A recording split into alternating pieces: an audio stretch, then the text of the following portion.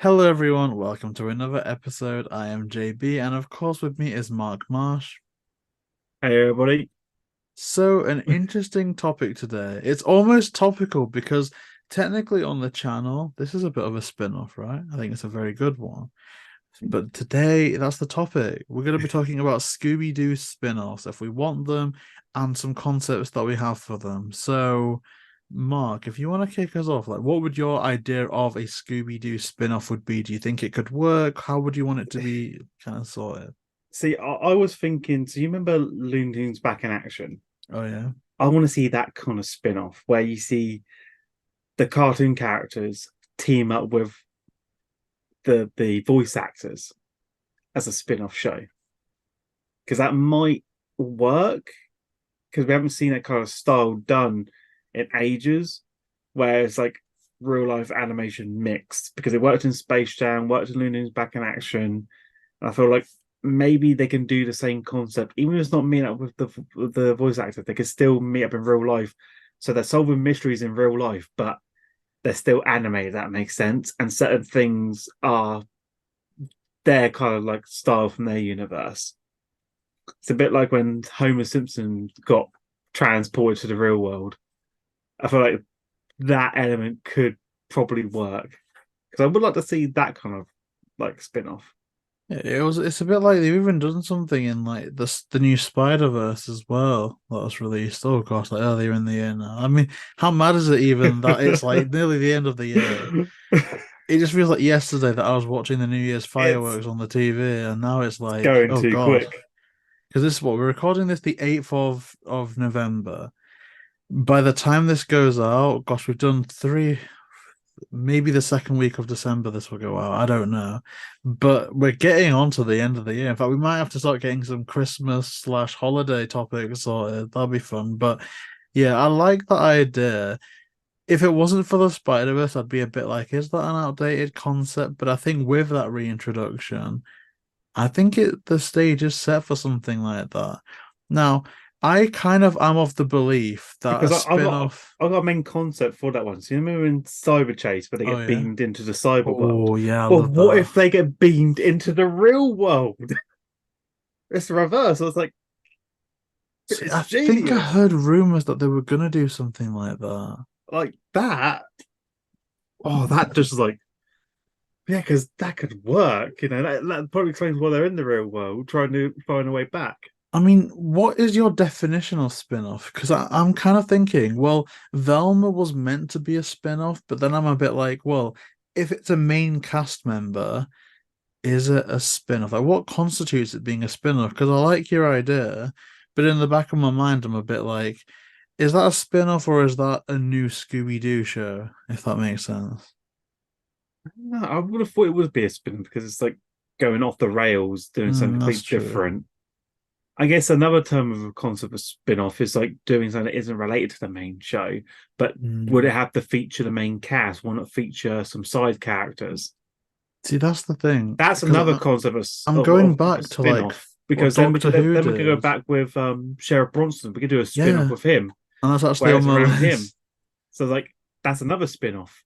But then like would you say Ghoul School? Is that like a spin-off because it's just with Shaggy, Scrappy, and Scooby? So it's very weird. Like spin-offs can be Hmm. with the full cast, without them, or with side characters. Yeah, that is a very good point. I guess it's different with Scooby than But my Doctor spin-offs Who aren't really analogy. long and they're not continuing. So it's like spin-offs Yeah. should be at least like short segments. It's probably the best way to properly explain a spin-off is to do it in short segments. But you don't have to give the audience any leeway for a second season because it's a spin-off. Yeah, it's almost like a mini series, I Yeah. suppose. Like the new Marvel net, like Marvel Disney's, or even how they used to do features back in the day, like with the original It, like just give it like a little mini series vibe back then. That'd be kind of an interesting one. Because I'm like, you've got that is a really good point. Ghoul School is kind of technically a spin-off because even in like the Doctor Who universe, you've got Torchwood that was a spin-off, and Yeah. yet the main person was in the main cast at some point. And then Sarah Jane Adventures again, the main person was in the main cast at some point. So Yeah, it is a tricky one because I'm thinking about elevating or exploring more of the side characters. I think that's the angle that I took. So, in terms of spin-offs, my first idea is a Hex Girl spin-off. And I'm thinking more Hex Girls back from the Witch's Ghost. Because I think that that was where they were the most like characters as opposed to, hey, it's cool, it's the Hex Girls again. Because you got information about all of their backstories, you know, Thorn's dad, what he does for a living. Like they're more fleshed out compared to, say, in like Legend of the Vampire, where they're still good, but they're just almost like set pieces versus the characters they were in Witch's Ghost. Yeah, because they played more a big part in Witch's Ghost. Yeah, like they were suspects back then. Even in Mystery Incorporated, I feel like their start the art book style of Mystery Incorporated were really good, Hmm. but they were underrated because they weren't used as much as they should have. Yeah, I agree. They could have done a lot more. Like, there's just so many things in even in expanded media about the Hex Girls, like in the Daphne and Velma books, where they're just characters that you can explore.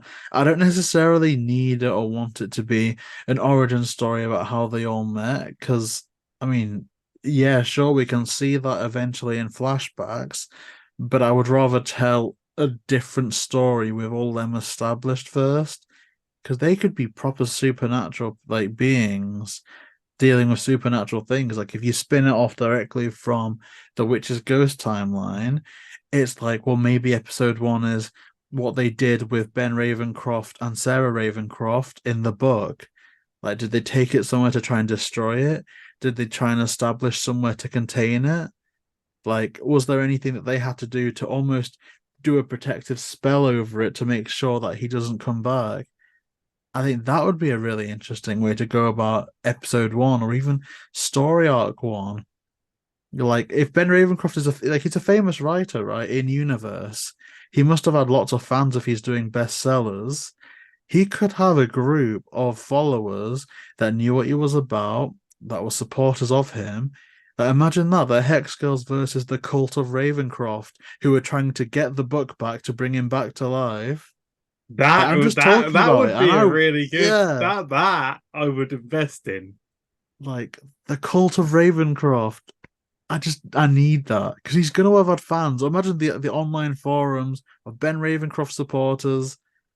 I mean, it writes itself. Because it can work. That's the thing.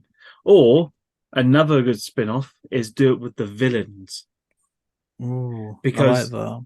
each episode you can be telling the stories of a certain villains and like his backstory, or just like the Legion of Doom, but it's with all the Scooby-Doo villains trying to work together to try and foil the gang for their revenge, but end up failing each time.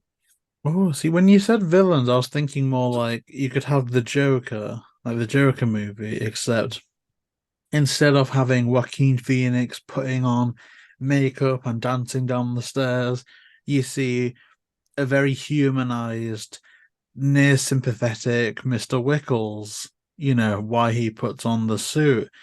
And he kind of did something like that, but not as elaborate in.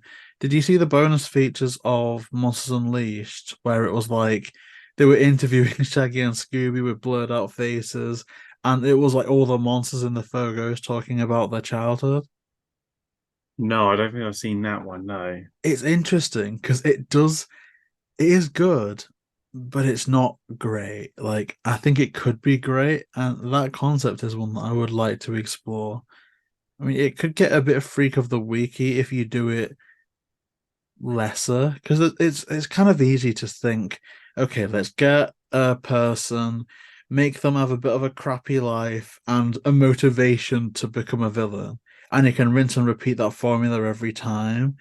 Maybe I don't really want them to do that, but if they have one or two, or even three villains that they really want to focus in on and give us fleshed out stories, character development, side characters, Yeah, because that with would the be the villains, best. they like, what led them to that path? Like Mm. what caused them to go off the rails?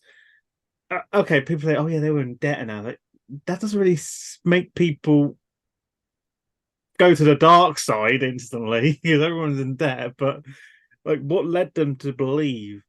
that was the best choice because they've all had the same idea: put on a costume, claim it was like haunted or something, scare away any potential buyers. That's the same thing used over and over.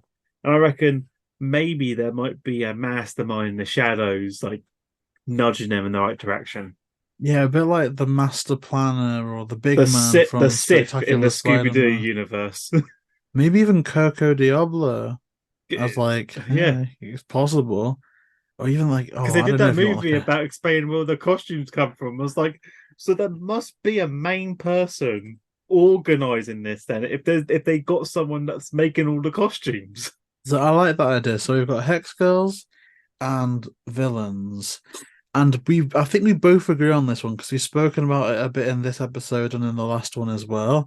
But a Sheriff Bronson Stone spin-off would be that would work S tier. perfectly. And Patrick Warburton has proven that he can carry a movie and a series by himself with stuff like, I mean, even, you had The Emperor's New Groove, sure, but then you had Kronk's New Groove. So he can hold his own, Yeah, in for a full length feature. because even though I like Emperor's Groove, Kronk's like own show is way better.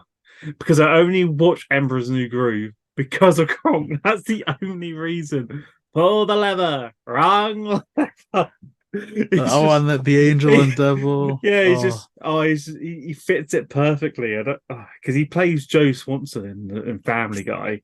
I'm just like, he's everywhere. When I heard his voice, I was like, it's him yeah, like you again. instantly recognize her. It's just like he was made for those type of roles. Here's my question though, because I've gone back and forward about this. You could very easily give him a sequel to Mystery Incorporated, like we kind of spoke about. I was thinking maybe he could be a campus security guy at the Miskatonic University or something to that degree. Maybe he's just a member of the police force in another town that Mystery ain't go to. But if you remember in Mystery Incorporated, we do get that flashback about Sheriff Bronson Stone. Oh, my mum called me Sheriff. He's played Dungeons and Dragons with his friends. Oh, I'm that was a like, brilliant episode because well, find out his yeah. name's Sheriff. I But then I'm can't like, take my name because my mama gave that name to me at birth. would you be interested in that though? Like a Sheriff Bronson Stone as a kid, like why he became a sheriff? Did he solve any mysteries with his friends? Like, because they're all playing Dungeons and Dragons, you could almost have Stranger Things, but With with Sheriff Sheriff Bronson Bronson. Stone. Stoner Things, actually, Stoner Things sounds like a whole different show, but you know what I mean? Like, Because he has like that'd be multiple interesting. personalities. First he's brave, then he's a coward, then he's doing something stupid. And it's the same as well. He's telling the gang to stop because he wants them the tourist attraction. It's like he's definitely there for the money. Yeah. So, the fact that they haven't considered doing a spin-off show for Scooby-Doo is, I It's think, like, it's a missed you opportunity because unmasked the ghost, but you also ruined a revenue stream. yeah, Stream of revenue. or the alligator leather that's all fake. Mm. He's wearing all the fake stuff. Oh gosh. So what would you go with? Would you go with a Sheriff Bronson Stone series set after Mystery Incorporated or before, potentially? I would probably go for a spin-off set where it's a bit of all of both before, during, and what happens Oh, after they reset everything. ooh, that is interesting. That's a bit like it, where you Because can, you're then yeah. basically in the shoes of Sheriff himself. Because he must do other things than just potentially try and sell all this catastrophe stuff. Like they can definitely make even if it's like for 10 episodes, they got 10 episodes to potentially make something. And I will guarantee you, if they do it with the sheriff, people will want a second season.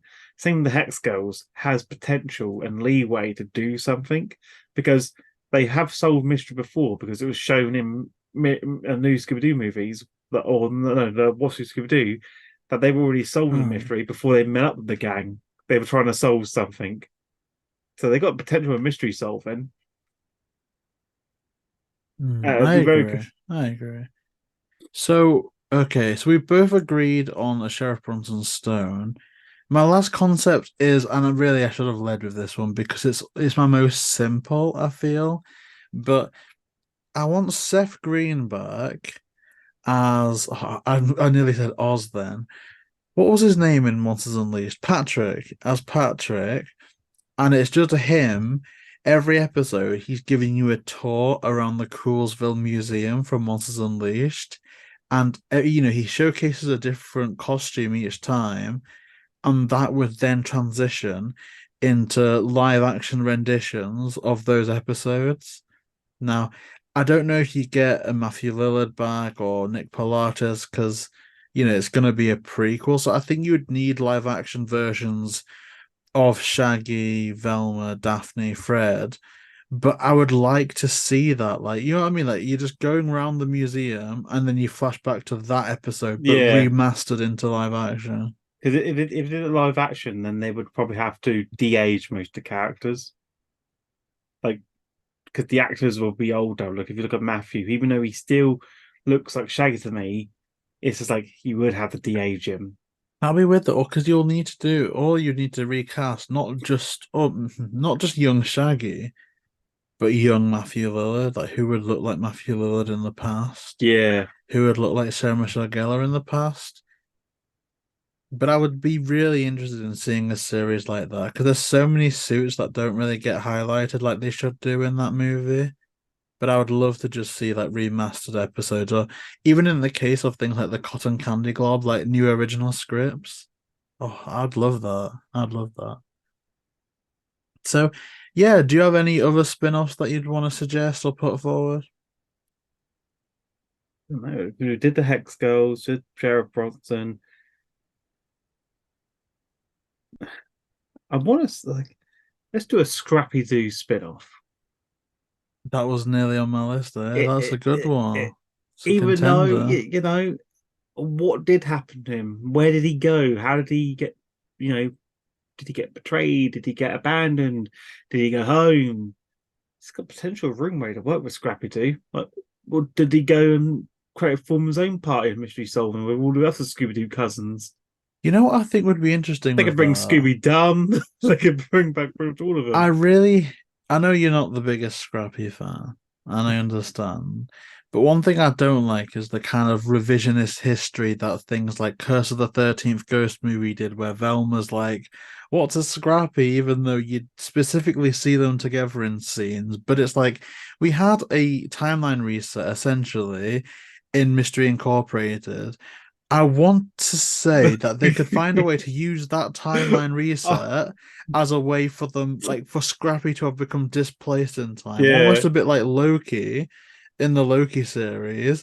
And that's how he spins off because he branches off into another timeline. And it's like Scrappy, the pup that time forgot or something, like just some type of spin off like that. yeah, because in Mystery Incorporated, the museum date, as I like to call it, with Fred and Daphne, when they Mm. see the the Scrappy Doo in the villains section, it's like it's a nod to the first movie because of him going rogue. But by God, it's just like the fact they threw it in there as an Easter egg, is like, damn, it's cold to the character. And you even get what the Lunar Ghost in Yeah, that scene. Oh, I want to see the return because of if the they did a Lunar spin-off, they Ghost. can at least show why he went off the rails. Like, why did Scrappy Doo become the villain? But I like that though, because it rights a wrong in a way, because now you get a reason why Velma doesn't know what a Scrappy is, Yeah, because it's a timeline thing, and you get the added bonus of making that a justifiable reason for when Scrappy to be when spun did the off. Scrappy Doo hate happen? Because it must have happened It must have happened way before the 2000s, because because if they Gunn, as a grown man, then did that because he hated Scrappy, I want to say eight, no, before 80, surely. When did he? Or maybe uh, just the 80s, actually. I Maybe think it was the 80s 13 was Ghosts. the last era for Scrappy. Yeah, because that was 13 Ghosts of Scooby. I don't know. But it's weird. The Hmm. 13 Goes Scooby Doo Yeah. was probably the best season with Scrappy in, and then after that they got rid of him. But before that, it was annoying. But 13 Goes Scooby Doo, I enjoyed it. So that came in '83. It's an interesting one. But yeah, I think that kind of sums it up again. This is another one where I feel like we could do a part two and a part three. So, people watching this, let us know in the comment section what spin offs you'd like to see from the Scooby franchise if you want to see them at all. That's a very interesting one. But yeah, I guess, Mark, to wrap things up, where can people find you on the World Wide Web? You can find me on my social medias at Mark Marsh 94 out on Instagram or at iGodsLuigi on Twitter. I'm also on Twitch as well at iGodsLuigi, and you can follow me on YouTube as well. That's perfect. I'll leave that linked in the description down below, along with our link tree. Thank you so much to everyone for watching. If you do want to see more, then please like, comment, and subscribe, and we'll see you next time.